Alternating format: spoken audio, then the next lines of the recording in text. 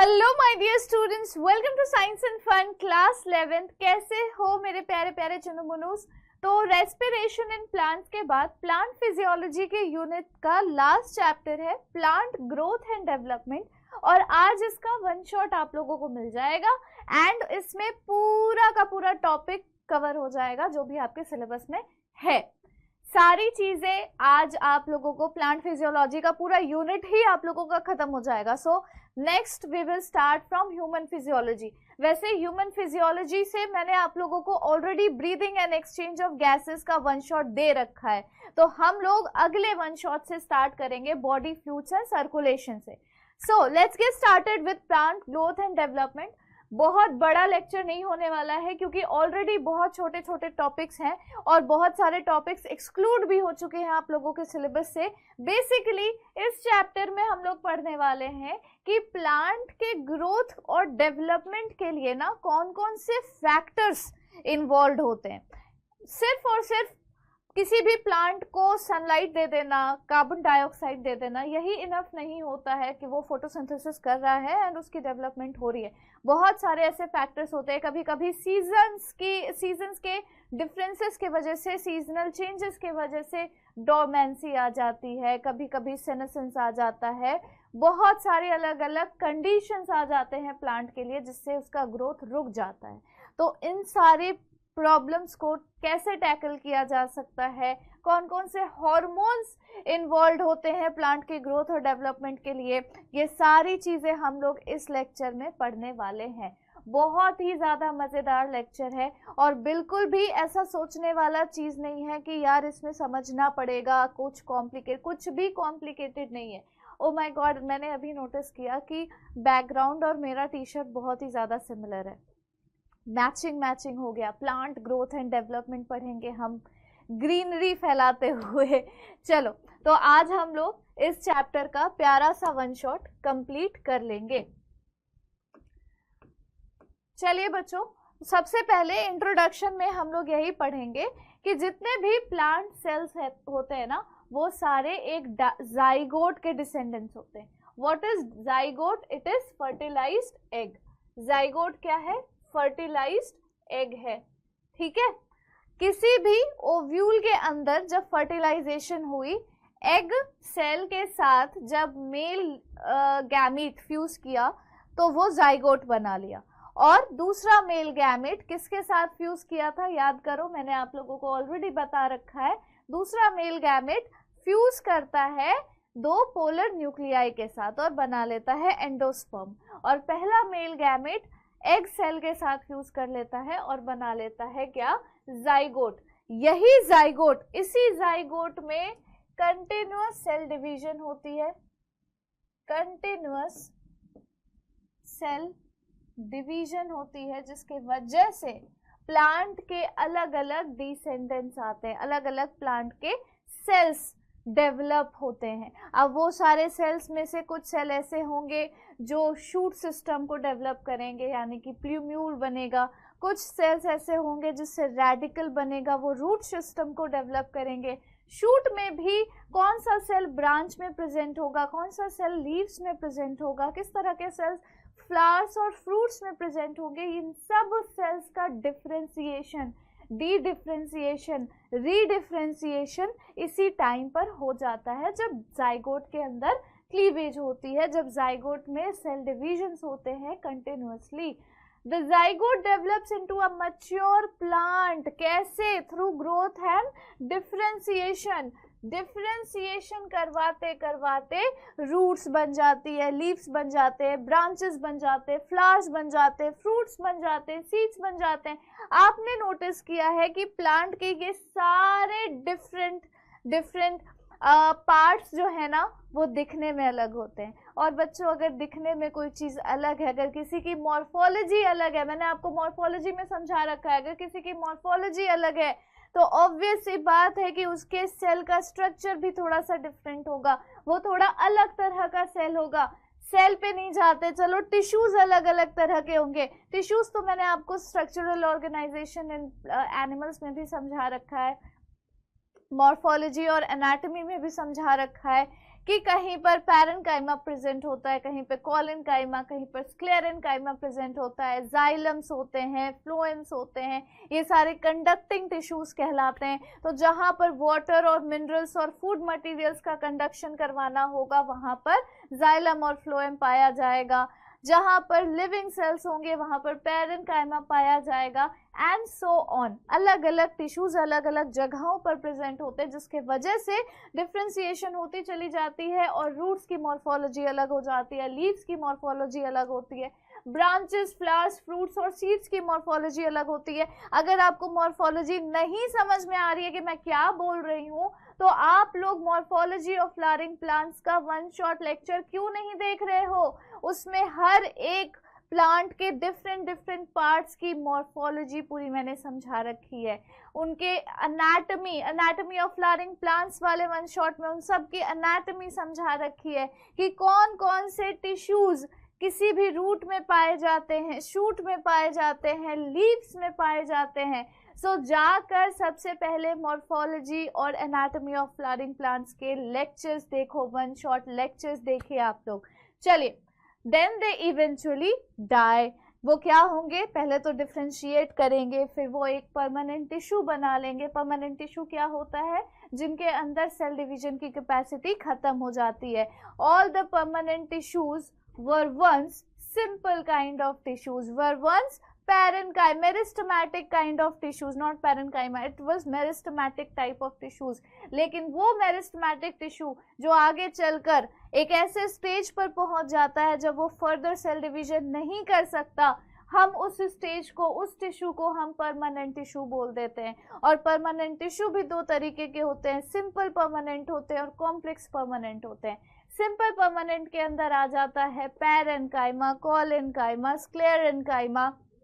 Sclerenchyma, जो कि seeds और नट्स के जो वॉल्स होते हैं, जितने हार्ड कोटिंग्स होती हैं वहां पर प्रेजेंट होंगे। आप पीनट है ना, तो पीनट का जो आउटर शेल होता है, जो कवरिंग होती है, उसको बहुत मुश्किल से आप तोड़ पाते हैं और उसके अंदर से नट्स निकलते हैं। तो वो जो शेल है, वो जो कवरिंग है, किस चीज की बनी हुई है? ऑब्वियसली स्क्लेरेनकाइमा की बनी हुई है। जब कोई भी प्लांट बड़ा होकर बहुत ही भयंकर सा ट्री बन जाता है, उसके बार्क में कौन से टिश्यूज प्रेजेंट होते हैं? स्क्लेरेनकाइमा होते हैं, because those are dead cells. Parenchyma कहाँ पर प्रेजेंट होंगे बच्चों? जहां पर लिविंग सेल्स प्रेजेंट होंगे। लिविंग सेल्स जो आगे भले डिफ्रेंशिएशन नहीं कर सकते हैं, लेकिन वो बने हैं डिफ्रेंशिएट होने के बाद। डिफ्रेंशिएट होने के बाद यानी कि वो कभी ना कभी मेरिस्टेमेटिक हुआ करते थे, बाद में वो कब परमानेंट बन गए। कौन से परमानेंट? Simple permanent. कॉलेनकाइमा के टिश्यूज बहुत ही कॉम्पैक्टली अरेंज्ड होती है, अलग अलग उसके शेप्स होते हैं। वो भी ऐसे जगहों पर पाया जाता है जहां पर किसी भी सेल को किसी अच्छे फ्लेक्सिबिलिटी और स्ट्रेंथ और ड्यूरेबिलिटी की जरूरत है, वहां पर कॉलेनकाइमा प्रेजेंट होगा। सो ये सारी चीजें ना बच्चों प्लांट के ग्रोथ और डेवलपमेंट के लिए जरूरी है। ठीक है, आप लोग देख रहे हो यहाँ पर, दिस इज जाइगोट। एक जाइगोट के अंदर हो जाता है सेल डिवीजन, वो दो बन जाते हैं, दो सेल्स बन जाते हैं। इवेंचुअली वो एक 8 सेल का एम्ब्रियो बन जाता है। एम्ब्रियो बनने के बाद वो फाइनली क्या बनेगा? एम्ब्रियो बनने के बाद वो सीडलिंग बनेगा और सीडलिंग के बाद वो एक प्लांट बन जाएगा। ठीक है, चलो आगे देखो। ग्रोथ क्या है? प्लांट की ग्रोथ या फिर इन जनरली कोई भी ग्रोथ क्या होती है? एक ऐसा इरिवर्सिबल परमानेंट इंक्रीज होता है किसी भी ऑर्गन या ऑर्गेनिज्म की साइज में, internally as well as externally. यहाँ पर एक एक्स्ट्रा पॉइंट जरूर लिखना कि इंक्रीज इन साइज इंटरनली भी होती है एज वेल एज एक्सटर्नली भी होती है। अगर सिर्फ इंटरनली होगी और एक्सटर्नली नहीं होगी तो उसको हम कैंसर कहते हैं। ठीक है, चलो। It involves metabolic processes that consumes energy. ये ग्रोथ का जो प्रोसेस है बेटा, सोचो एक छोटे बच्चे को जब बड़ा होते हुए हम देख रहे होते हैं, आप खुद छोटे थे, अभी आप इतने बड़े हो गए हो, तो सोचो उस टाइम को जब आपकी हाइट इतनी छोटी सी हुआ करती थी, पितली से बच्चे थे आप और अब बड़े से इंसान बन चुके हो। तो उस टाइम से लेकर अभी तक में जितना भी आपकी बॉडी में ग्रोथ हुआ, क्या उसमें एनर्जी इन्वेस्ट नहीं हुई?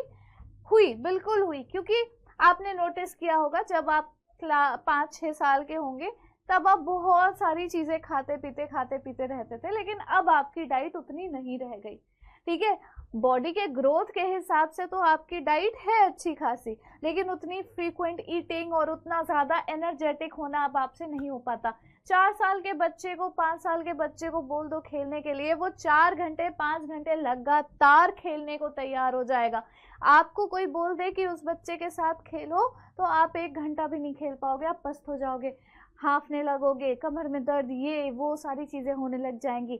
यानी कि कहीं ना कहीं उस स्टेज में, उस छोटे वाले स्टेज में एनर्जी ज्यादा थी जो धीरे धीरे ग्रोथ करवाने के चक्कर में कंज्यूम हो गई, और अब जाके एनर्जी बहुत कम बची है बॉडी के अंदर। ठीक है, समझ में आ रहा है? अब आपके कंपैरिजन में अगर किसी 50 या 60 साल के एजड इंसान की कंपैरिजन की जाए तो उनके अंदर आपके मुकाबले बहुत कम एनर्जी बची होगी।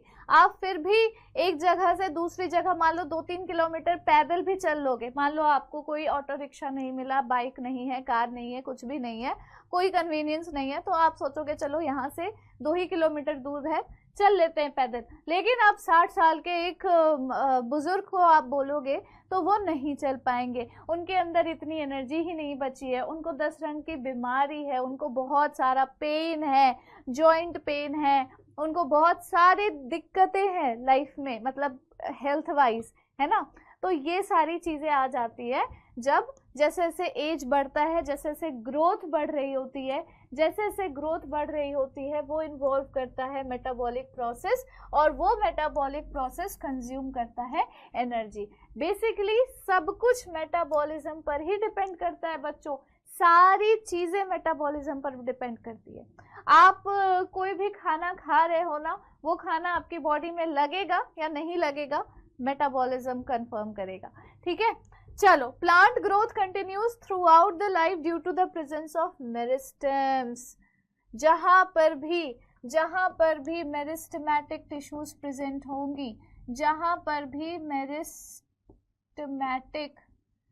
टिश्यूज प्रेजेंट होंगी, वहां पर ग्रोथ होता रहेगा, वहां पर ग्रोथ होता रहेगा, कंटिन्यू सेल डिवीजन होती रहेगी, कंटिन्यू सेल डिवीजन होती रहेगी, और सेल डिवीजन होती रह जा रही है, इसका मतलब यही है कि ग्रोथ होता जा रहा है।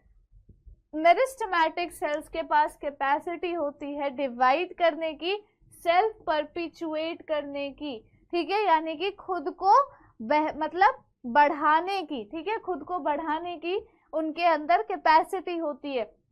The growth where new cells are always added to the plant body by the activity of meristem is called open form of growth।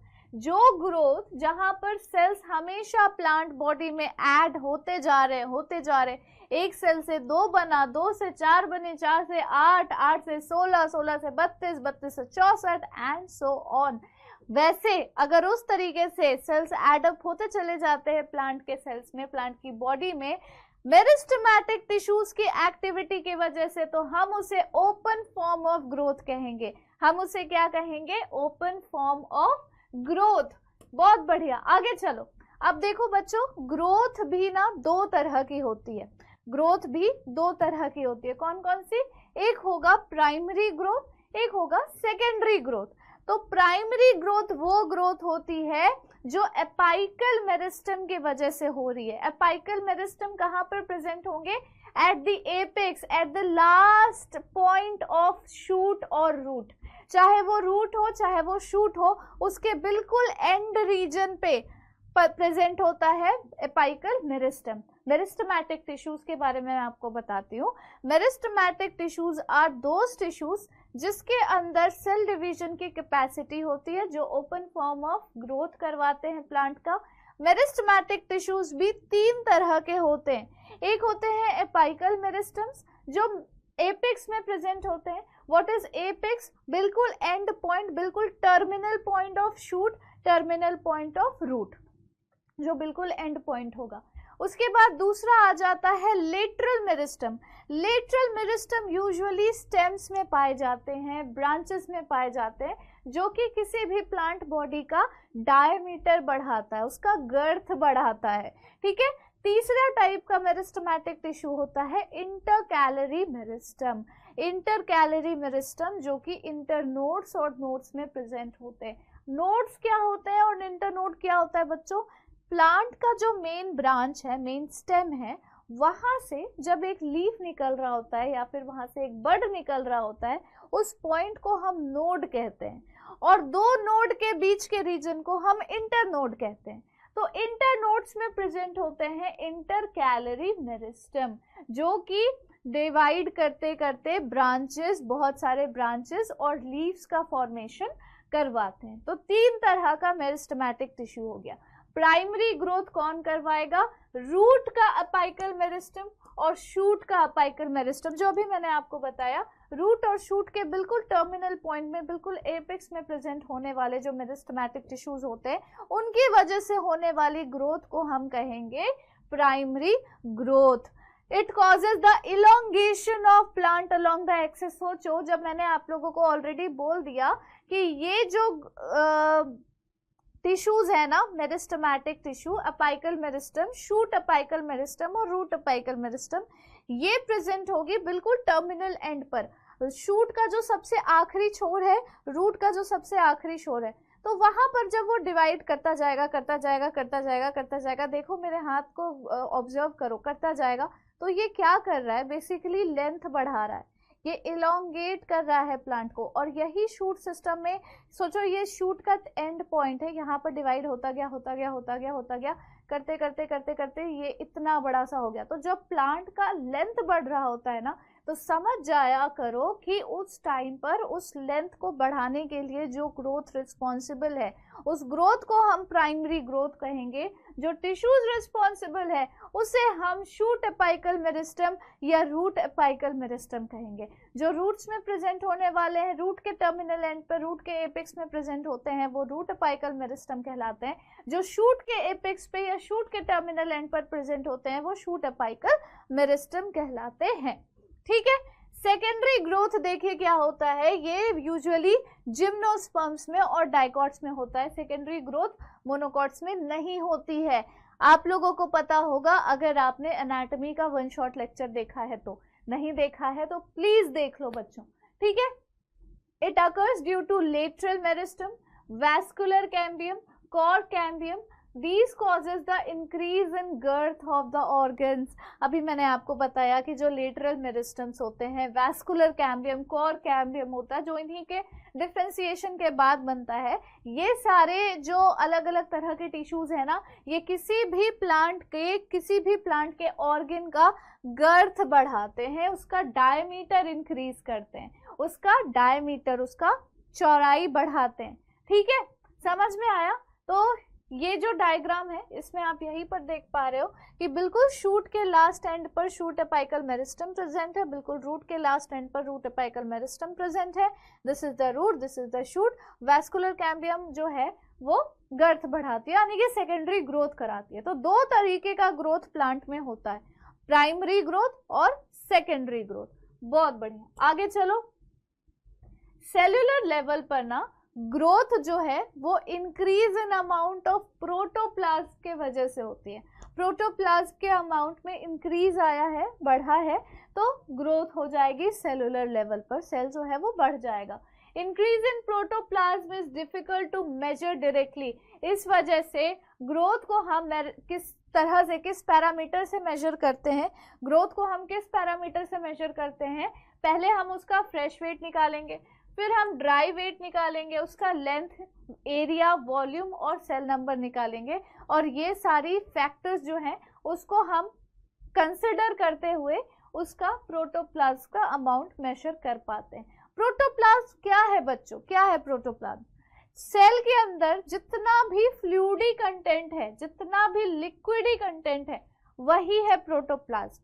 Cell के अंदर के फ्लूइड को हम साइटोप्लाज्म कहते हैं, और न्यूक्लियस के अंदर के फ्लूइड को हम न्यूक्लियोप्लाज्म कहते हैं। और cytoplasm plus nucleoplasm is equal to protoplasm, यानी कि टोटल जितना भी फ्लूइडी मटेरियल प्रेजेंट है सेल के अंदर दैट इज प्रोटोप्लाज्म, और वो लाइफ को ओरिजिनेट करता है, वो एक जिंदगी बनाता है। प्रोटोप्लाज्म, प्रोटो यानी सबसे पहले आया हुआ, प्रिमिटिव, प्लाज्म यानी कि प्लाज्मा, फ्लूइड, लिक्विड, ठीक है। तो सबसे शुरुआत की जो लिक्विड होती है जो किसी भी लाइफ को ओरिजिनेट कर सकती है that is known as protoplasm.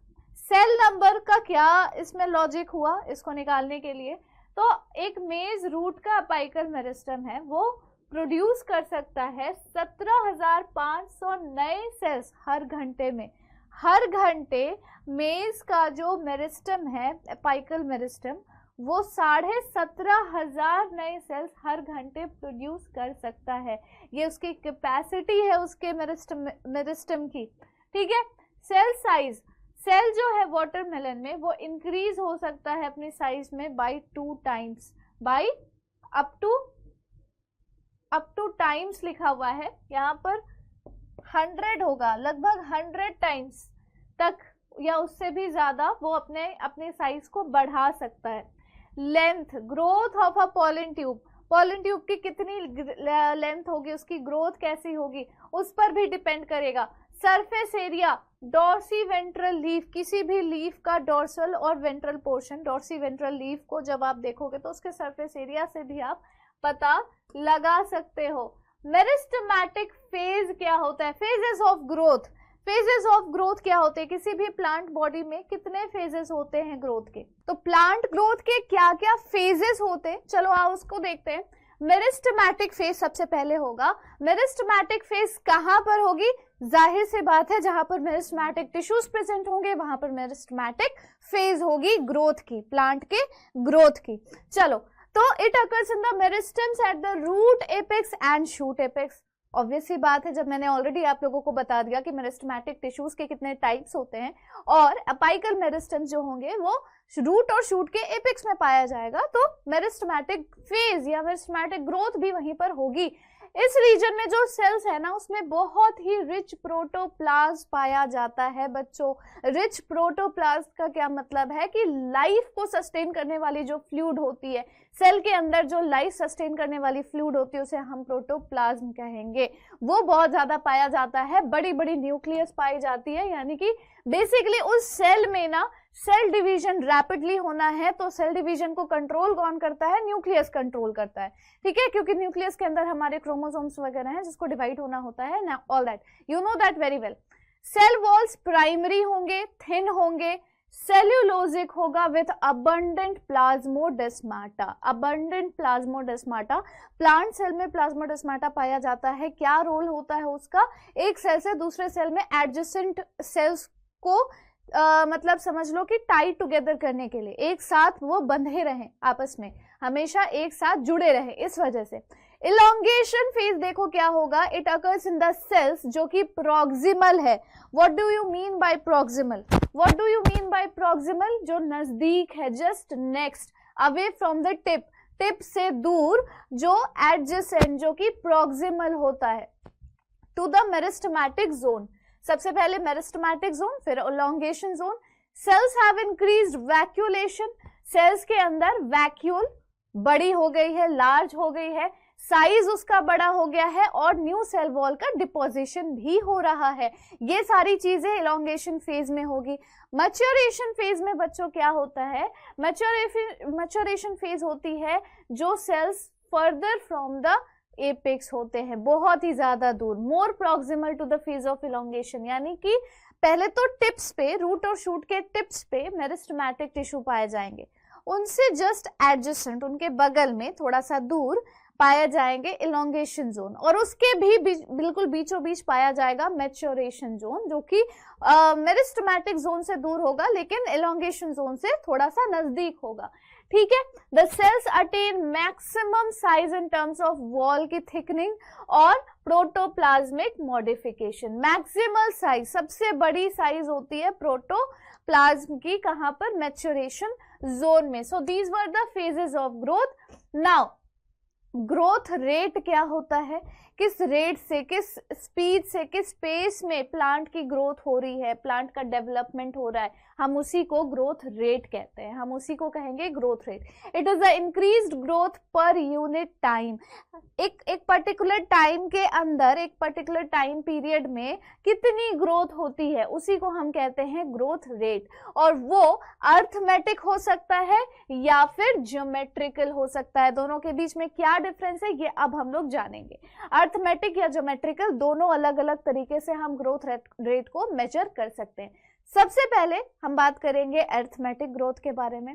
तो इसमें जो माइटोटिक डिवीजन जब हो जाता है ना, तो एक डॉटर सेल कंटिन्यू करती है to divide while the other differentiates and matures.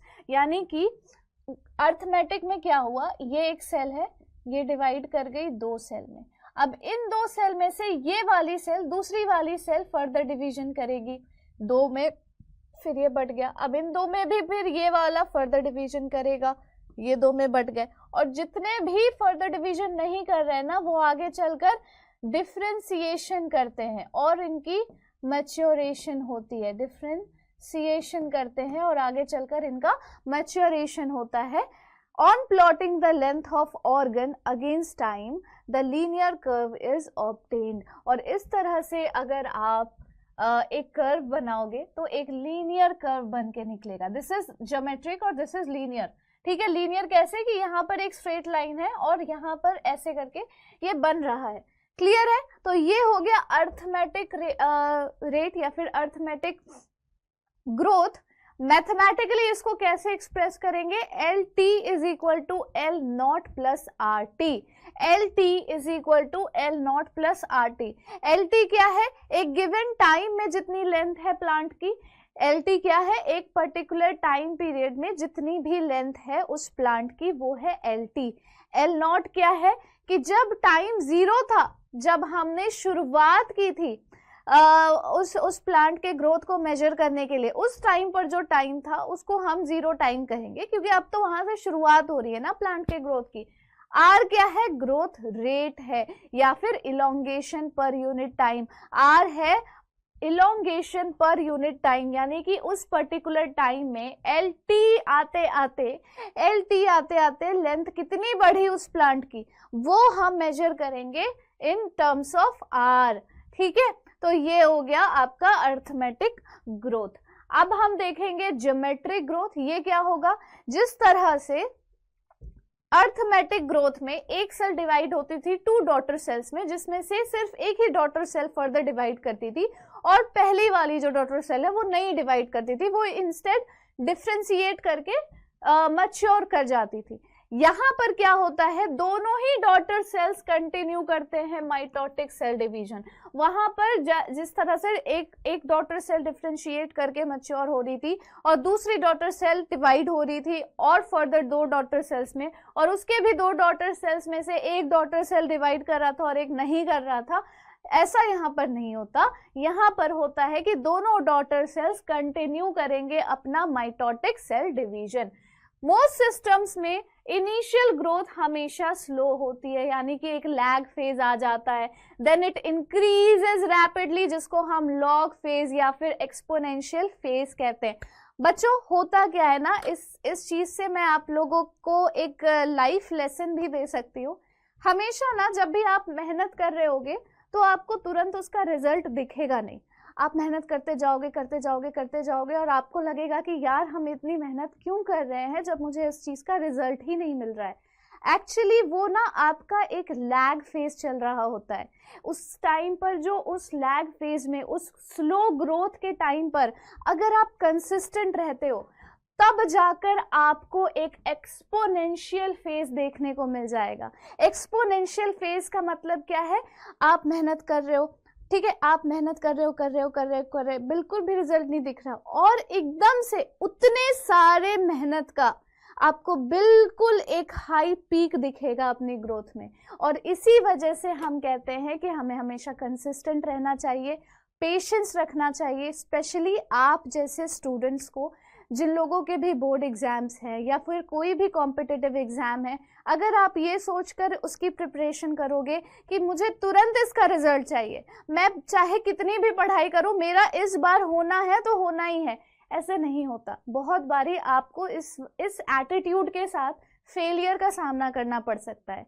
सही अप्रोच यही है कि आप कंसिस्टेंटली मेहनत करते जाओ, पेशेंस रखो और एक डिसिप्लिन मेंटेन रखो। इससे क्या होगा ना, ये चाहे एग्जाम हो, चाहे लाइफ का एग्जाम हो, चाहे लाइफ में कोई भी मुसीबत आए, कुछ भी आए, जब भी आपको लगे कि आप कहीं पर स्टक हो चुके हो, कहीं पर आप फंस गए हो, वहां से निकल नहीं पा रहे हो, जस्ट हैव पेशेंस और मेहनत करते जाओ, अपना काम करते जाओ। समझ लो कि वो आपका लैग फेज चल रहा है, वो आपका स्लो फेज चल रहा है, जहां पर आपकी ग्रोथ बिल्कुल नहीं होगी, या होगी भी तो थोड़ी सी होगी।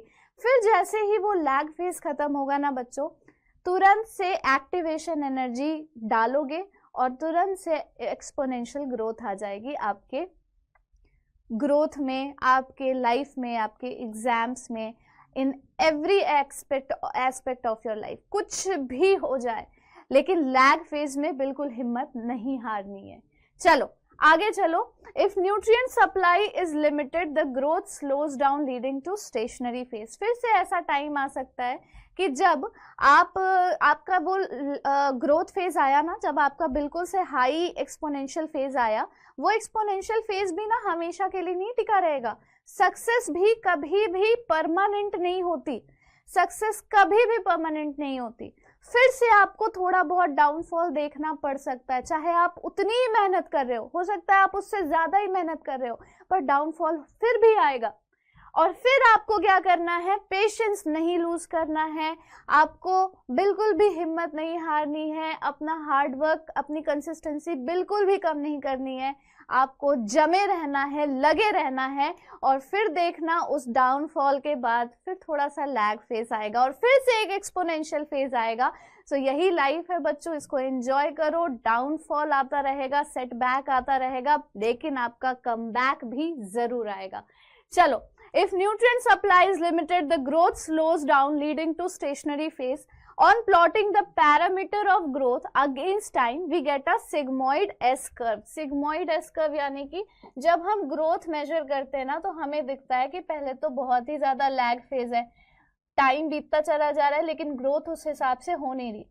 फिर एकदम से आपको लगेगा कि एक्सपोनेंशियली ग्रोथ हुई, और फिर एकदम से लगेगा कि अब स्टेशनरी आ गया आपके उस ग्रोथ में। स्टेशनरी यानी कि जैसा था वैसा ही चल रहा है। तो ये ना एक तरह से एस कर्व बना लेता है। एस कर्व को हम सिग्मोइड कर्व कहते हैं, ठीक है, इसी को हम सिग्मोइड कर्व कहते हैं, जो कि आपको ज्योमेट्रिक ग्रोथ में देखने को मिलेगी। और लीनियर कर्व आपको कहां पर देखने को मिल रहा था, अर्थमेटिक ग्रोथ में। बहुत बढ़िया, आगे चलो। On plotting the parameter of growth against time, we get a sigmoid curve. ये तो समझ में आ गया। अब sigmoid curve क्या है, कैरेक्टरिस्टिक है किसी भी लिविंग ऑर्गेनिज्म का जो कि नेचुरल एनवायरनमेंट में जी रहा है। आपकी लाइफ, ठीक है, आपकी लाइफ हो, चाहे आपके लाइफ का कोई भी सिचुएशन हो, आप सिग्मोइड कर्व में ही जी रहे हो। शुरू में आपको लगेगा कि ग्रोथ हो नहीं रही है, फिर एकदम से ग्रोथ हो जाएगी। अगर उस टाइम पर हार्ड वर्क करना छोड़ दिया तो बहुत भयंकर डाउनफॉल आ जाएगा। अगर फिर भी हार्ड वर्क कर रहे हो तो वो स्टेशनरी फेज में बना रहेगा, फिर से थोड़ी सी एक्सपोनेंशियल फेज आएगी। ऐसे करते करते हमेशा अप्स एंड डाउन्स आते रहते हैं। ये होता है नेचुरल एनवायरनमेंट में सरवाइव करने का तरीका, और ये जरूरी भी होता है। It is a typical for all cells, tissues and organs of a plant. The exponential growth can be expressed as, कैसे एक्सप्रेस करेंगे, W1 is equal to W0 e to the power RT। W1 क्या है, एक final size है उस plant का, wait ले लो या हाइट ले लो या नंबर ले लो। W0 क्या है, इनिशियल साइज है उस प्लांट का जब हम उस टाइम पीरियड पे शुरुआत कर रहे थे, उसका रेट ऑफ ग्रोथ देखना। R क्या है, ग्रोथ रेट है, जो अभी थोड़ी देर पहले मैंने बताया, यहाँ पर रिलेटिव ग्रोथ रेट लिया जाएगा। T is equal to time of growth, कितना टाइम लग गया उसको ग्रो होने में, and E is the base of natural log. ये तो आप लोगों को पता ही होगा, आप लोगों ने केमिस्ट्री में पढ़ा होगा, फिजिक्स में पढ़ा होगा। चलो, R जो है ना बच्चों, R जो है वो है relative growth rate.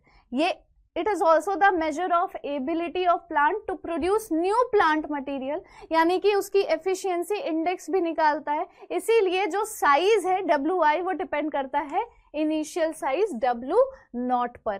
Quantitative comparison between the growth can also be made in 2 ways। 2 तरीकों से हम लोग क्वांटिटेटिव कंपैरिजन निकाल सकते हैं। एक एब्सोल्यूट ग्रोथ रेट निकालकर, जिसमें मेजरमेंट ऑफ और कंपैरिजन की जाती है टोटल ग्रोथ की पर यूनिट टाइम के हिसाब से, और रिलेटिव ग्रोथ रेट जिसमें मेजरमेंट ऑफ ग्रोथ की जाती है ऑफ द गिवन सिस्टम पर यूनिट टाइम, जो कि एक्सप्रेस होता है कॉमन बेसिस में, यानी कि पर यूनिट इनिशियल पैरामीटर। तो 2 तरीकों से हम कंक्लूजन निकाल सकते हैं, 2 तरीकों से हम क्वांटिटेटिव कंपैरिजन कर सकते हैं between the absolute and relative growth rate. अब देखो कुछ कंडीशंस होते हैं बच्चों प्लांट के ग्रोथ रेट के लिए जो रिस्पॉन्सिबल होंगे, प्लांट के ग्रोथ के लिए कुछ कंडीशंस रिस्पॉन्सिबल होंगे। सबसे पहला कंडीशन आएगा वाटर। वाटर जो कि बहुत ही ज्यादा एसेंशियल है प्लांट के ग्रोथ के लिए, लेकिन वो कभी कभी क्या करता है, प्लांट की ग्रोथ को रोक भी देता है और कभी कभी प्लांट की ग्रोथ को बढ़ा भी देता है। So it is used for cell enlargement, cell को बड़ा बनाने के लिए ये प्लांट को हम वाटर देते हैं। Turgidity of cells helps in extension growth. Water एक मीडियम प्रोवाइड करता है एंजाइमेटिक एक्टिविटीज के लिए जो हमारे ग्रोथ के लिए नीडेड है।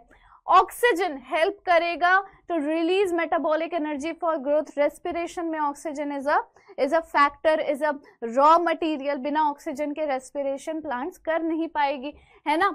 न्यूट्रिएंट जरूरी है, मैक्रो और माइक्रो एलिमेंट्स का नीड होता है बहुत ज्यादा, ताकि वो प्रोटोप्लाज्म की सिंथेसिस कर सके और एनर्जी के सोर्स की भी प्रोडक्शन कर सके। टेम्परेचर, एक ऑप्टिमम टेम्परेचर पर ही हमेशा प्लांट्स की ग्रोथ अच्छी हो सकती है और मैक्सिमम भी हो सकती है। अगर डेविएट कर जाए, अगर उस पर्टिकुलर ऑप्टिमम टेम्परेचर से थोड़ा सा भी आगे पीछे टेम्परेचर हो गया तो इसके वजह से उसका सर्वाइवल डिटरमाइन नहीं किया जा सकता है, ठीक है। लाइट एंड ग्रेविटी अफेक्ट करेगी सर्टेन फेजेस या फिर स्टेजेस ऑफ ग्रोथ को। कितनी लाइट पड़ रही है, कितनी ग्रेविटी है, ये सारी चीजें भी बहुत ज्यादा अफेक्ट करती हैं। आगे चलते हैं। अब हम लोग बात करेंगे कुछ ऐसे टर्मिनोलॉजीज के बारे में जैसे कि डिफरेंशिएशन, डी डिफरेंशिएशन और रीडिफरेंशिएशन। क्या मतलब होता है इसका? डी डिफरेंशिएशन का मतलब है एक ऐसा प्रोसेस जिसमें मेरिस्टेमेटिक सेल्स जो है, यानी कि रूट और शूट एपाइकल मेरिस्टम और कैम्बियम आपस आगे चलकर डिफरेंशिएट करेंगे और एक स्पेसिफिक फंक्शन परफॉर्म करेंगे। सीधी सी बात है, root apical meristem, shoot apical meristem will divide और differentiate and mature and do their specific function. अब इसमें ना सेल वॉल, प्रोटोप्लाज्म कुछ स्ट्रक्चरल चेंजेस से गुजरते हैं। Capacity of cell division is lost. अब ये जो loss of capacity of cell division है, loss of protoplast to form a tracheary element में का एक एग्जाम्पल हो जाता है। They also develop very strong elastic lignocellulosic secondary cell wall to carry water to long distances even under extreme condition। तो D differentiation का क्या मतलब हो गया? एक प्रोसेस जिसमें मेरिस्टेमेटिक सेल्स आगे चलकर जब डिफरेंशिएट हो जाते हैं और मैच्योर हो जाते हैं तो लूज कर देते हैं कैपेसिटी ऑफ सेल डिवीजन और इस तरह के फंक्शंस परफॉर्म करते हैं जो थोड़े से हार्श फंक्शंस हैं, जो थोड़े से टफ है। और जिस तरह से समझ लो कि वाटर को लॉन्ग डिस्टेंसेस में कैरी करने वाला फंक्शन है, तो ये थोड़ा सा वैसा हो जाता है। Under certain conditions living differentiated cells regain the capacity of cell division, इसी को डी डिफरेंशिएशन बोलेंगे। डी डिफरेंशिएशन यानी कि डिफरेंशिएशन होने के बाद एक बार फिर से उस सेल के अंदर एक कैपेसिटी आ गई सेल डिवीजन करने की। Now we will see it dedifferentiation. अब इसका क्या एग्जाम्पल होगा? फिर से अगर हमें मेरिस्टेमेटिक टिश्यूज का फॉर्मेशन करवाना है, चाहे वो इंटरफेसिकुलर कैम्बियम हो, कॉक कैम्बियम हो या कोई भी पैरेन्काइमा के अलग अलग डिफरेंशिएटेड सेल्स हो, ठीक है। Dedifferentiated cells can produce cells that again lose the capacity to divide but mature to perform specific function is called redifferentiation. अब देखो डी डिफरेंशिएशन क्या हुआ? डिफरेंशिएशन का मतलब है कि वो मेरिस्टेम्स जो हैं, शूट अपाइकल हो या रूट अपाइकल हो, कोई भी मेरिस्टेमेटिक टिश्यू हो, वो मेरिस्टेमेटिक टिश्यू बिना सेल डिवीजन किए आगे चलकर डिफरेंशिएट हो गया इनटू फर्दर टिश्यूज और वो मैच्योर कर गया और अब उसके पास कोई भी कैपेसिटी नहीं बची है सेल डिवीजन करने की, दैट इज डिफरेंशिएशन। लेकिन किसी भी कंडीशन में अगर वो सेल्स फिर से उस कैपेसिटी को रीगेन कर लेते हैं मतलब सेल डिवीजन करने के लिए, तो हम उसे कहेंगे रीडिफरेंशिएशन। फिर से वो सेल डिवीजन करके और डिफरेंशिएट करके मैच्योर होके एक स्पेसिफिक फंक्शन परफॉर्म करेंगे, दैट इज रीडिफरेंशिएशन, सॉरी डी-डिफरेंशिएशन। ठीक है, वो हो गया डी-डिफरेंशिएशन। लेकिन डी-डिफरेंशिएट होने के बाद फिर से एक बार they will lose the capacity of cell division and they will differentiate and mature to perform specific function, उसे हम कहेंगे री-डिफरेंशिएशन। पहले डिफरेंशिएशन हुआ, फिर डी डिफरेंशिएशन हुआ, यानी कि फिर से कैपेसिटी आ गई सेल डिवीजन करने की और फिर से वो लूज कर गया कैपेसिटी सेल डिवीजन करने की, दैट इज री differentiation. I hope I have made my self clear बच्चों। ठीक है, प्लांट ग्रोथ ओपन होता है, यानी कि वो इनडिटर्मिनेट या फिर डिटर्मिनेट हो सकता है, कुछ भी हो सकता है। डिफरेंशिएशन भी ओपन होगा क्योंकि सेल्स या फिर tissues will keep on arising out of the same meristem having different structure at maturity. Final structure at maturity of cell या tissue determine होती है by the location of the cell, by the location of the cell. Example है cells positioned away from root apical meristem, वो differentiate कर जाते हैं root cap cells में, while those pushed to periphery वो mature कर जाते हैं epidermis में। तो इसी तरीके से डिफरेंशिएशन, डी डिफरेंशिएशन और री डिफरेंशिएशन होता है बच्चों, समझे। चलो आगे चलते अब हम लोग। Now we will study about the plant development. Plant growth वाला हम लोगों ने टॉपिक सारा देख लिया, सारा कवर कर लिया। अब हम लोग प्लांट डेवलपमेंट पढ़ेंगे। ये क्या है? It is a process that includes all changes in the life cycle of an organism, seed germination से लेकर सीड के उस प्लांट के सेनेसेंस तक, हर एक फेजेस को हम लोग इसी प्लांट डेवलपमेंट के प्रोसेस के अंदर देख लेंगे। प्लांट डेवलपमेंट क्या है? एक प्रोसेस, ऐसा प्रोसेस जिसमें हम एक प्लांट के ग्रोथ के टाइम जितने भी चेंजेस हो रही है वो सब ऑब्जर्व कर लेते हैं। शुरुआत से अगर हम कहें तो एक सीड जब जर्मिनेट करता है और लास्ट में जब सेनेसेंस आ जाती है, यानी कि no more further development, no more further growth, तब तक के बीच का जितना भी चेंज आया है हम उसे प्लांट डेवलपमेंट में ऑब्जर्व करते हैं। It is a sum of growth and differentiation, कितनी ग्रोथ हुई और कितनी डिफरेंशिएशन हुई, कितनी ग्रोथ हुई और कितनी डिफरेंशिएशन हुई। एक छोटा सा पौधा है, वो कितना लंबा हो गया और कितना ज्यादा फैल गया, इसी के बारे में इन दोनों को जब हम सम अप कर देंगे, ऐड कर देंगे, तो हम प्लांट डेवलपमेंट के बारे में बात करेंगे। और ये कैसे रिप्रेजेंट करता है, यहाँ देखो, मेरिस्टेमेटिक सेल है, प्लाज्मेटिक ग्रोथ हुई, डिफरेंशिएशन हो गया। ठीक है, प्लाज्मेटिक ग्रोथ होने के बाद फिर से सेल डिवीजन हुआ, फिर से वो मेरिस्टेमेटिक सेल बन गया, फिर से वो मेरिस्टेमेटिक सेल बन गया। एक्सपेंशन हुई, यानी कि इलोंगेशन हुआ, फिर मैच्योरेशन हुआ, मैच्योर सेल फिर सेनेसेंस के पीरियड में आ गया, सेनेसेंस के स्टेज में आ गया और फाइनली अल्टीमेटली उसकी डेथ हो जाती है। तो ये है पूरा का पूरा प्लांट डेवलपमेंट का स्टेज। चलो, plant follow different pathways in response to environment या फेजेस ऑफ लाइफ, ताकि वो अलग अलग तरह के स्ट्रक्चर्स बना सके। अब सोचो, एक छोटू सा पौधा था, उसका पतला सा स्टेम होता था और थोड़ी बहुत ब्रांचिंग होती थी जिसमें से लीव्स निकल रहे थे। ऐसा कैसे हो गया कि वो इतना बड़ा सा पेड़ हो गया और उसकी ब्रांचिंग्स और ज्यादा प्रोफ्यूज हो गई, उसमें से बर्ड्स निकलने लगे, फ्लावर्स आने लगे, फ्रूट बनने लग गया। ऐसे क्या चेंजेस आए होंगे? तो वो सारे चेंजेस भी कैसे हो रहे हैं? डिफरेंट पाथवेज की वजह से हो रहे हैं और इसी को हम कहते हैं प्लास्टिसिटी। इसी को बच्चों हम कहेंगे प्लास्टिसिटी। हेटेरोफिली क्या होता है? It occurs due to the phases of life, that is cotton में, कोरिएंडर में, लार्कस्पर में लीव्स जो होती हैं जुवेनाइल प्लांट्स की, वो मैच्योर प्लांट्स डिफरेंशिएट कर जाती हैं अलग अलग शेप्स में, डिफरेंट शेप्स में। देख रहे हो, ये जुवेनाइल है, ये अडल्ट है, टेरेस्ट्रियल हैबिटेट में ऐसा हो जाएगा, वाटर के हैबिटेट में ये ऐसा हो जाएगा। ये है हेट्रोफिली। हेट्रोफिली यानी कि हेट्रो यानी डिफरेंट, फिली यानी कि लीव्स, तो अलग अलग तरह के लीव्स के शेप्स अलग अलग होते हैं। This phenomena is known as heterophylly. Heterophylly due to environment कैसे होगा? जब difference in shapes of leaves produced in air and water. Example buttercup. Buttercup में ना, बटरकप में टेरेस्ट्रियल हैबिटेट में लीव्स के शेप्स ऐसे होते हैं और वाटर के हैबिटेट में लीव्स के शेप वैसे होते हैं। तो ये होता है हेट्रोफिली एनवायरमेंट की वजह से। और लाइफ के फेजेस के वजह से हेट्रोफिली कैसा होगा?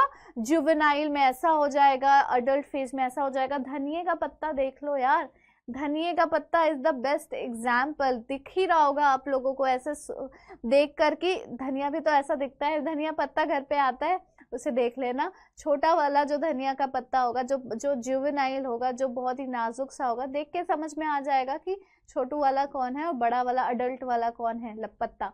तो दोनों को देखोगे, दोनों के लीव्स के शेप्स जो है आपको डिफरेंट नजर आएंगे। दैट इज हेटेरोफिली बच्चों, ठीक है। चलो, हेटेरोफिली क्या होता है ये तो समझ में आ गया होगा।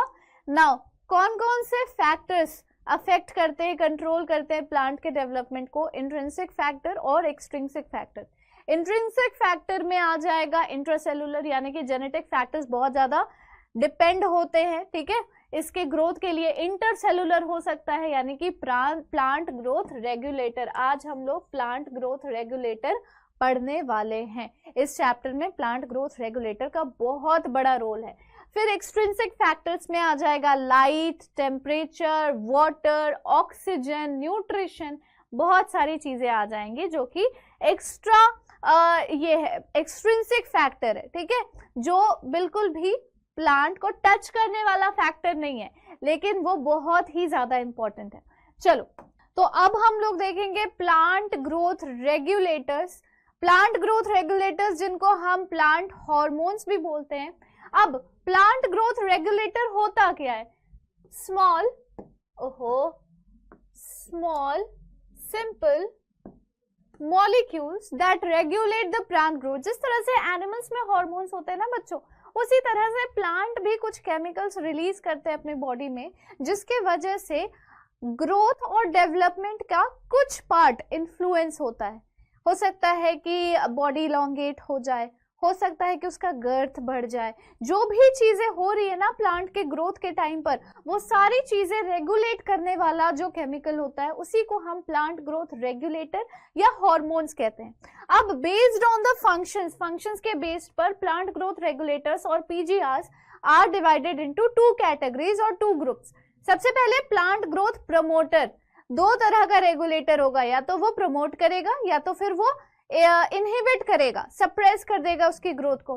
तो जो प्रमोटर्स होते हैं ना, वो ग्रोथ प्रमोटिंग एक्टिविटीज में इन्वॉल्व होते हैं, जैसे कि सेल की डिवीजन कराना, सेल का एनलार्जमेंट कराना, ट्रॉपिक ग्रोथ कराना, पैटर्न का फॉर्मेशन कराना। पैटर्न का फॉर्मेशन यानी कि कोई भी प्लांट बॉडी किस वे में डेवलप हो रही है, किस वे में ग्रो कर रही है, किधर से उसके ब्रांचेस आएंगे नहीं आएंगे। अब जैसे कि आप लोगों ने मॉर्फोलॉजी में पढ़ा है वेनेशन, पैटर्न क्या होता है लीफ के वीन्स का।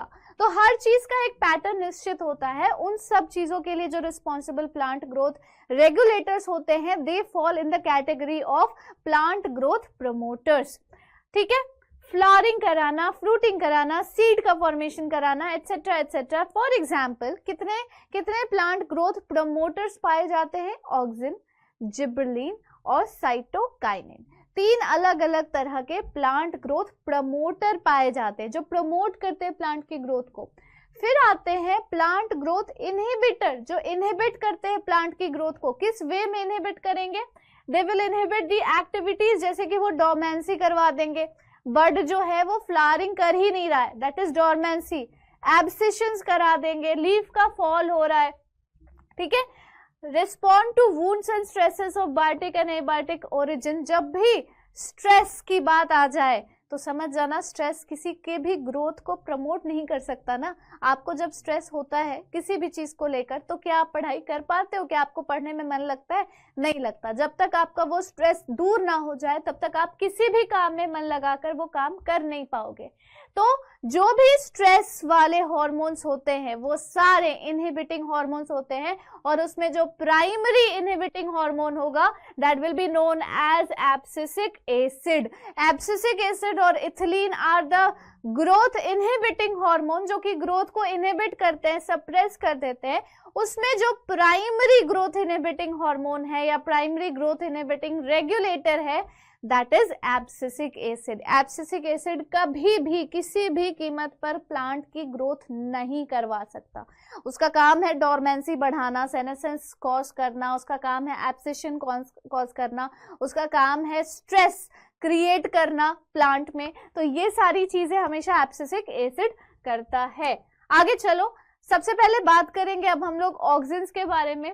सो चार्ल्स डार्विन और उनके सन फ्रांसिस डार्विन ने ऑब्जर्व किया कि क्लियोप्टाइल्स जो होते हैं ना ऑफ कैनरी ग्रास वो रिस्पॉन्ड करते हैं यूनिलैटरल इल्यूमिनेशन से bye growing towards the light source. आप लोगों ने पढ़ा है फोटोट्रोपिज्म क्लास 10th में लास्ट ईयर, तो वही चीज है, उसी को थोड़ा सा इनहैंस वे में बोल दिया गया है। लाइट के टुवर्ड्स वो ग्रो कर रहा है और एक अलग तरीके की ग्रोथ शो कर रहा है towards the source of light. उसी को उन्होंने कह दिया कि ये रिस्पॉन्ड कर रहा है यूनिलैटरल इल्यूमिनेशन, फोटोट्रोपिज्म। ठीक है, it was concluded that the tip of coleoptile causes the bending of the entire coleoptile। Coleoptile का जो टिप है वही टिप पूरी के पूरे कोलियोप्टाइल की बेंडिंग करा रहा है जब वो सन के टुवर्ड्स इल्यूमिनेट हो रहा है। तो FW वेंट ने आइसोलेट किया था ऑक्सिन को from the tip of coleoptile of oat की सीडलिंग। ओट की सीडलिंग से उन्होंने कोलियोप्टाइल के टिप से ऑक्सिन को एक्सट्रैक्ट किया था, ऑक्सिन को निकाला था, सबसे पहले आइसोलेट किया था। And auxin was first isolated from human urine. Human के यूरिन में ऑक्सिन भी प्रेजेंट होता है। तो क्या आप ये कह सकते हो कि ह्यूमन का यूरिन प्लांट की ग्रोथ कराता है? कमेंट बॉक्स में कमेंट करके मुझे बताओ कि क्या आपको ऐसा लगता है। चलो, टाइप्स कितने होते हैं ऑक्सिन्स के? नेचुरल और सिंथेटिक, दो अलग अलग तरह के ऑक्सिन्स होंगे। देख रहे हो आप यहाँ पर पिक्चर में किस तरह से बेंडिंग हो गई है towards the light, that is caused by auxin. ठीक है, इंडोल 3 एसिटिक एसिड जिसको हम IAA भी बोल सकते हैं, और इंडोल ब्यूटेरिक एसिड जिसको हम IBA भी बोल सकते हैं, these are isolated from plants and these are known as the natural auxins। Synthetic auxin किसको कहेंगे? नैप्थलीन एसिटिक एसिड NaA को, या फिर 2,4-D को। 2,4-D is 2,4-डाइक्लोरोफिनॉक्सी acetic acid. यहाँ पर इस डायग्राम में सारे ही उस ऑक्सिन का आपको स्ट्रक्चर दिख जाएगा, ऑर्गेनिक स्ट्रक्चर, तो आप लोग ये देख लेना। आगे चलते हैं। हायर प्लांट्स में ना the growing of apical birds inhibit the growth of lateral birds, और इसी को हम एपाइकल डोमिनेंस कहते हैं। अगर एपाइकल डोमिनेंस हो रही है तो लेटरल ग्रोथ नहीं होगी। अगर एपिक्स बढ़ रहा है तो लेटरल ग्रोथ प्लांट में नहीं होगी। तो अगर हमें लेटरल ग्रोथ बढ़ानी है तो उसके एपिक्स को कट करना पड़ेगा। देखो होता क्या है, ऑक्सिन ना प्राइमरीली एपिक्स की ग्रोथ कराने में हेल्प करता है। ठीक है, यानी कि शूट का एपेक्स हो या रूट का एपेक्स हो, उसका जो टिप होता है ना उसकी ग्रोथ कराया जाएगा और इलोंगेट कर देगा बिल्कुल ही प्लांट को। आप लोगों ने देखा होगा, या तो हो सकता है अपने गार्डन में या फिर कहीं पर भी जहां पर आपको प्लांट ग्रो करता हुआ दिखता होगा, आपने देखा होगा कि कुछ प्लांट्स ऐसे हैं ना जिनकी ब्रांचिंग ज्यादा है ही नहीं और बिल्कुल ही एकदम लंबा सा स्टेम है और लंबाई उसकी बढ़े जा रही है। That is caused by the influence of auxin। फिर हम उसे प्रॉपर बनाने के लिए क्या करेंगे, उसके टिप को कट कर देंगे, रेगुलर बेसिस पे कट करते रहेंगे। इससे क्या होगा, रिमूवल ऑफ शूट टिप, जिसको हम डीकैपिटेशन भी बोलते हैं, रिमेंबर द टर्म डीकैपिटेशन, वो क्या करेगा, it will result in the growth of lateral birds. यानी कि जब अपाइकल डोमिनेंस को हमने बिल्कुल ही रिमूव कर दिया तब जाकर लेटरल बर्ड्स की ग्रोथ हो रही है, लेटरल ग्रोथ हो रही है। So it is applied in tea plantation, hedge making. आप लोग टी प्लांटेशन भले नहीं देख पाते होंगे, लेकिन कहीं ना कहीं आपने ऑब्जर्व किया होगा मूवीज वगैरह में, वीडियोस वगैरह में, कि वो लोग कट करते रहते हैं, टिप्स को वो लोग कट करते रहते हैं। ऐसा बड़ा सा वो चाकू जैसा कुछ होता है, चाकू नहीं, सिजर जैसा कुछ होता है, and they do like this, और उसकी टिप्स को कट करते रहेंगे जिससे लेटरल ग्रोथ बढ़ने लग जाती है। That is all because of auxins. अब हम बात करेंगे बच्चों जिबरलिन के बारे में। इसको एसिडिक पीजीआर भी बोला जाता है। Kurosawa treated the sterile filtrate of Gibberella fujikuroi, एक फंगस है जिब्रेला फुजिकुरोई नाम का, जो बेकेन डिजीज कॉज करता है या फिर फूलिश सीडलिंग कॉज करता है राइस में, ठीक है, to healthy rice seedlings. As a result ये शो करेगा बेकेन डिजीज को। आगे चलकर कुछ सब्सटेंसेस आइडेंटिफाई हुए थे जिसको हम जिब्रेलिक एसिड कहने लगे। There are more than 100 gibberellins, GA1, GA2, GA4 होगा यहाँ पर, एटसेट्रा, GA3 होगा, ठीक है, GA3 होगा यहाँ पर इन फंजाई और higher plants. Gibberellic acid GA3 या फिर टर्पीन जो है, टर्पीन भी बोला जाता है उसको साइंटिफिक टर्म में, it is one of the first discovered and most intensely studied gibberellin. तो जिब्रेलिन का काम क्या है आगे चलकर अभी हम लोग देखेंगे, don't worry about that. Functions, अब उसका काम देख लो जिब्रेलिन का। कुछ नहीं, आपके एग्जाम में सिर्फ और सिर्फ सारे हार्मोन्स के फंक्शंस पूछे जाएंगे, और इससे पहले जो हम लोगों ने टॉपिक्स पढ़े उसमें हो सकता है आप लोगों से अर्थमेटिक ग्रोथ और ज्योमेट्रिक ग्रोथ के बारे में भी पूछ लिया जाए। फंक्शन क्या होगा जिब्रेलिन का? They cause increase in length of axis, axis की लेंथ को इंक्रीज करते हैं, यानी कि थोड़ा बहुत ऑक्सिन से सिमिलर है, लेकिन ध्यान रखना ऑक्सिन टिप्स को ग्रो कराता है और ये एक्सिस को ग्रो कराती है। So they are used to increase the length of grape stalks, to elongate, improve the shape of fruits such as apple। क्या करेंगे ये? कुछ एप्पल्स ऐसे होंगे छोटू से गोल जैसे, और जिब्रेलिक एसिड के इन्फ्लुएंस में आकर वो थोड़े लंबे से हो जाते हैं। ग्रेप का स्टॉक देख रहे हो, without gibberellic acid, with gibberellic acid, ठीक है। They delay senescence so the fruits can be left on the tree to extend the market period. Senescence को वो डिले कर देते हैं, यानी कि अगर हम उस पर्टिकुलर प्लांट में फ्रूट्स को कुछ दिन तक छोड़ भी दे तो भी वो सड़ेगा नहीं, ठीक है। वैसे तो सड़ जाते हैं फ्रूट्स और ऑटोमेटिकली फॉल कर जाते हैं, गिर जाते हैं फ्रूट्स, लेकिन जिब्रेलिक एसिड के इन्फ्लुएंस में, जिब्रेलिन के इन्फ्लुएंस में सेनेसेंस पीरियड बढ़ जाती है, लॉन्गेट हो जाती है, डिले हो जाती है। G3 is used to speed up malting process in brewing industry। G3 का एक और यूज है कि वो ब्रूइंग इंडस्ट्री में माल्टिंग के प्रोसेस को भी स्पीड अप कर देता है, जिससे जब हम ब्रूरीज बना रहे होते हैं, यानी कि अल्कोहल वगैरह का हम प्रोडक्शन करवा रहे होते हैं, विस्की है, रम है, जितने भी शराब होते हैं ना, तो उसको स्पीड अप कर देता है। और जितना ज़्यादा जल्दी जल्दी उसका प्रोडक्शन होगा तो भाई लूटो, पार्टी करो खूब सारे, है ना। चलो, शुगर केन स्टोर करता है शुगर अपने स्टेम्स में। अगर हम शुगर केन कॉप को जिब्रेलिन से स्प्रे कर दे तो वो उसकी लेंथ इंक्रीज कर सकता है, और जिसके वजह से उसकी ईल्ड 20 टन पर एकड़ के हिसाब से बढ़ सकती है बच्चों। और ये एक नीट का क्वेश्चन है, बहुत ही रिसेंटली नीट के एग्जाम में ये वाला क्वेश्चन भी पूछा गया था कि शुगर केन को कौन से पीजीआर से स्प्रे करने से उसकी ईल्ड बढ़ जाती है। So the right answer is gibberellin या फिर जिब्रेलिक एसिड। चलिए, spraying juvenile conifers with GAS तो नहीं होना चाहिए, GA3 हो सकता है कुछ, GA3 hastens the maturity period, it leads to early seed production। maturity period को hasten कर देगा और जल्दी से सीड का प्रोडक्शन हो जाएगा। bolting का मतलब हो गया इंटरनोड का elongation just prior to flowering, flowering से जस्ट थोड़ी पहले इंटरनोड का elongation हो जाना। बीट में, कैबेज में, बहुत सारे रोजेट वाले प्लांट्स में, रोजेट यानी कि रोज की तरह, रोज के पेटल्स की तरह जो कुछ फ्लावरिंग्स होती है ना, जो कुछ फ्रूट का और वेजिटेबल्स का डेवलपमेंट होता है, उसी को हम रोजेट फॉर्मेशन कहते हैं। तो उसमें भी GA3 का रोल है। चलो, अब हम लोग बात करेंगे साइटोकाइनिन, जो कि third type of growth promoting plant regulator है। प्रमोटिंग साइटोकाइनिन, साइटो का मतलब होता है बच्चों सेल, और काइनिन का मतलब होता है सेल डिवीजन।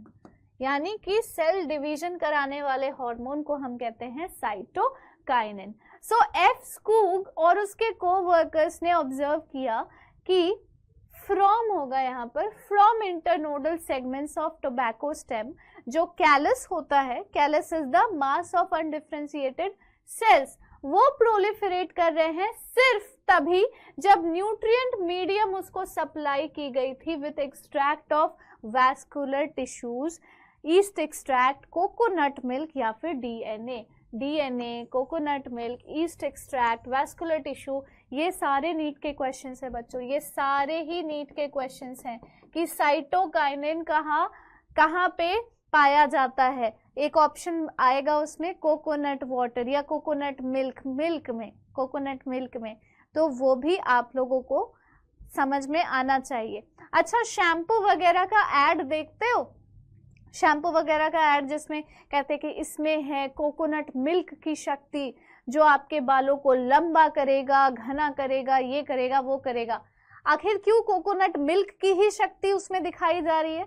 क्योंकि उसके अंदर साइटोकाइनिन के कुछ कंपोनेंट्स प्रेजेंट हैं, कुछ ऐसे केमिकल्स प्रेजेंट हैं जो कि सेल डिवीजन कराने में हेल्प करते हैं।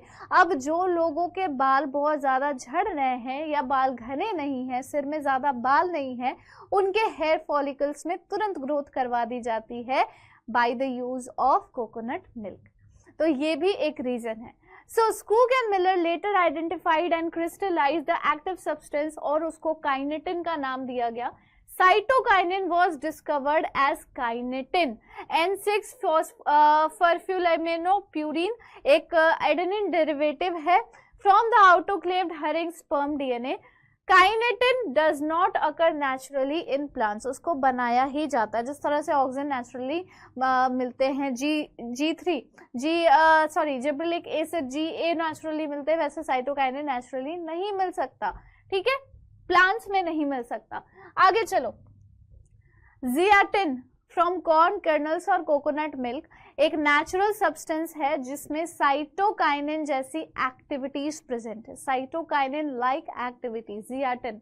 There are some synthetic compounds with cell division promoting activity. ये सारे क्या है? कुछ सिंथेटिक कंपाउंड्स है जिसमें सेल डिवीजन करने की एक्टिविटी है, कैपेसिटी है। नेचुरल साइटोकाइनिन सिंथेसाइज होते हैं regions of rapid cell division में, regions of rapid cell division यानी कि रूट एपाइसिस में, शूट के बर्ड्स में, यंग फ्रूट्स में, एक्सेट्रा एक्सेट्रा। चलो, फंक्शन क्या है साइटोकाइनिन का? ऑब्वियस फंक्शन है बेटा जी, जब उसके नाम में ही सेल डिवीजन है तो वो सेल डिवीजन ही कराएगा ना, वो साइटोकाइनेसिस ही तो कराएगा।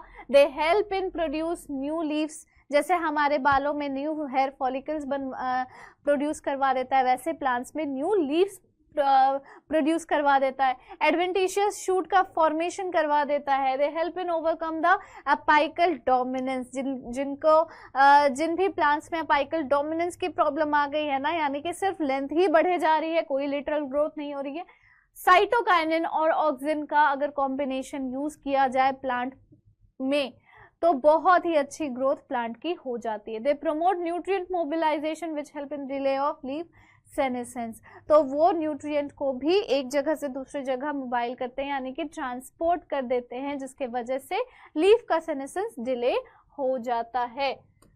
चलो, now we will talk about ethylene. बच्चों, इथिलीन क्या है? एक तरह का ग्रोथ इनहिबिटिंग हार्मोन है, ग्रोथ को इनहिबिट करने वाला हार्मोन है। Cousins confirm the release of a volatile substance from ripened oranges। ये भी आप लोगों से क्वेश्चन में पूछा जा सकता है कि कहाँ से सबसे पहले उन्होंने उसे ऑब्जर्व किया था। That hastened the ripening of stored bananas. Later this substance was identified as ethylene। तो इथिलीन को कहाँ से सबसे पहले ऑब्जर्व किया गया था, किस फ्रूट से ऑब्जर्व किया गया था, ये भी क्वेश्चन में पूछा जा सकता है। Ethylene is a simple gaseous PGR, simple है, गैसियस पीजीआर है, गैसियस है, वॉलेटाइल है ना। So it is synthesized in large amount by tissues undergoing senescence and ripening fruits. आप लोग देखते होंगे ना कि जो भी फल पक रहे हैं धीरे धीरे, उन फलों की एक अलग अरोमा होती है, ठीक है। उसमें से अच्छा, पके हुए फल को अगर आप पॉलिथीन में पैक करोगे तो उस पॉलिथीन के अंदर कुछ देर के बाद आपको फॉग नजर आएगा, आपको बबल्स छोटे छोटे नजर आएंगे और धुंधला हो जाएगा वो पॉलिथीन अंदर से। दैट इज ऑल बिकॉज कि वॉलेटाइल गैस, इथिलीन नाम की वॉलेटाइल गैस उसमें से रिलीज हो रही है, क्योंकि वो राइपनिंग फ्रूट है, ठीक है। तो उसी से आप लोग इथिलीन को एक्सट्रैक्ट कर सकते हो। और जब एकदम से सड़ने वाले हो रहे होते हैं ना वो फल, तो उसकी एक अजीब सी स्मेल भी होती है, थोड़ी एसिडिक टाइप की स्मेल हो, एसिडिक नहीं, समझ लो कि थोड़ा सा होता है जैसे कि कुछ सड़ गया वैसा वाला smell, that smell is of ethylene. चलो आगे चलते हैं। इथिलीन के क्या फंक्शंस होंगे बच्चों? ये इन्फ्लुएंस करता है हॉरिजॉन्टल ग्रोथ ऑफ सीडलिंग को, हुक करेगा डाइकॉट के सीडलिंग, ठीक है, एंड प्रमोट करेगा सेनेसेंस और abscission of plant organ. Senescence promote कर रहा है, एब्सिशन प्रमोट कर रहा है, all negative things, all negative for the growth of plant. तो ये सारे नेगेटिव चीजों को प्रमोट करने की वजह से इसको हमने ग्रोथ इनहिबिटिंग हार्मोन की कैटेगरी में रखा हुआ है, स्पेशली लीव्स और फ्लावर्स का senescence and abscission. It promotes fruit की राइपनिंग, फ्रूट को बहुत जल्दी पका देगा। भाई साहब क्यों भाई, क्यों जरूरी है, क्या जरूरी है इसका ये काम करने का? अब देखो जिबरेलिक एसिड है, वो फ्रूट की राइपनिंग को डिले करवा देता है ताकि मार्केट पीरियड बना रहे अच्छा खासा। It enhances respiration rate during fruit ripening, this is known as respiratory climactic.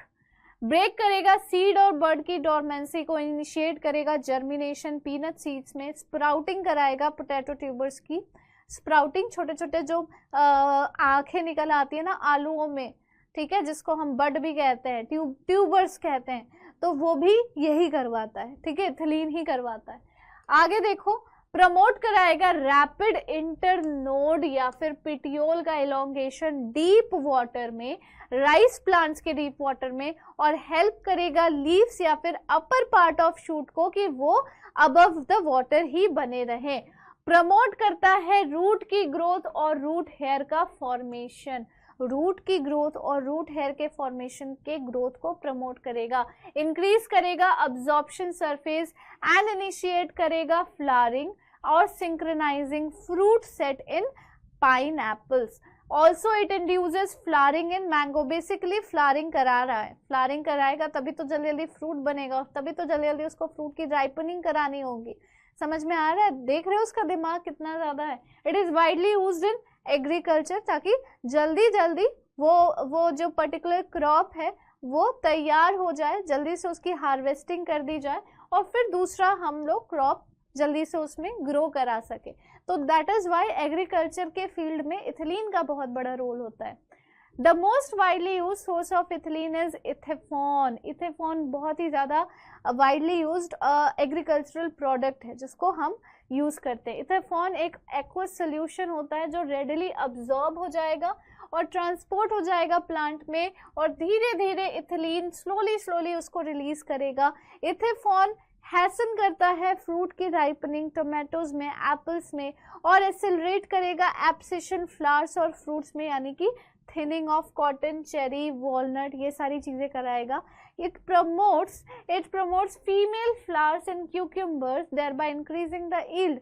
Basically अगर किसी भी प्लांट के ग्रोथ में डिले हो रहा है ना, तो जल्दी जल्दी ग्रोथ कराने के लिए, जल्दी जल्दी फ्रूट का फॉर्मेशन कराने के लिए, जल्दी से उसका फ्रूट को पकाने के लिए, राइपनिंग के लिए अगर कोई प्लांट ग्रोथ रेगुलेटर यूज होती है तो वो है इथिलीन।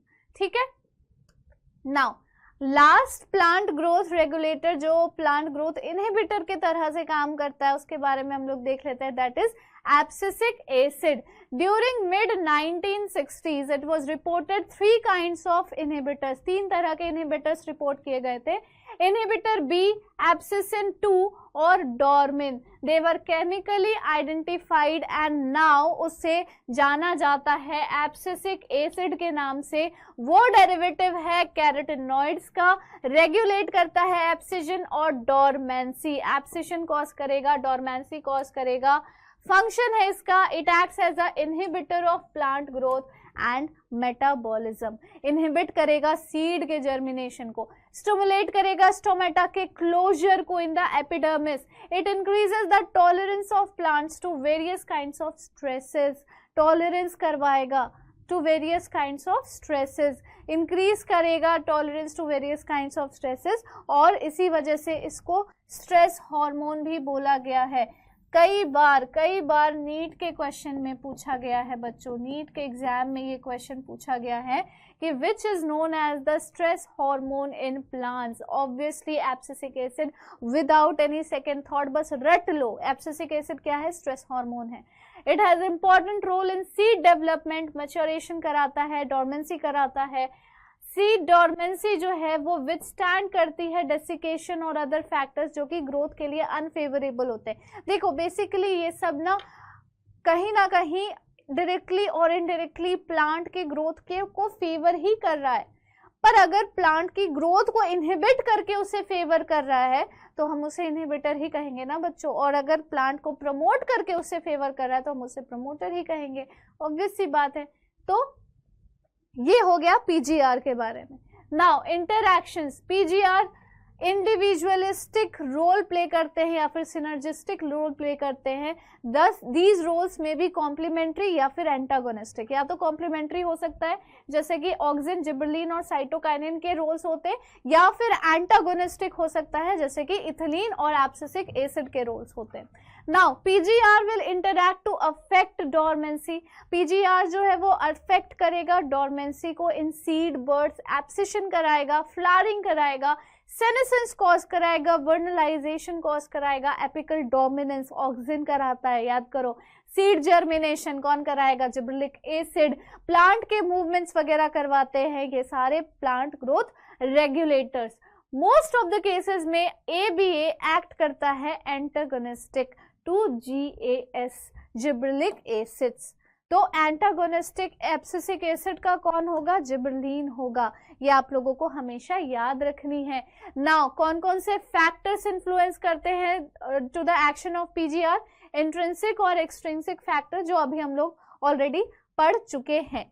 सो बच्चों यहाँ पर हमारा आज का वन शॉट खत्म हो जाता है प्लांट ग्रोथ एंड डेवलपमेंट का। I hope I have made everything clear to you. सारे टॉपिक्स आपको क्लियर हो गए होंगे। कुछ इंपॉर्टेंट टॉपिक्स जो आप लोगों के एग्जाम में आ सकते हैं मैं आप लोगों को बता देती हूँ। सबसे पहले तो पढ़ लेना ग्रोथ के पैटर्न के बारे में।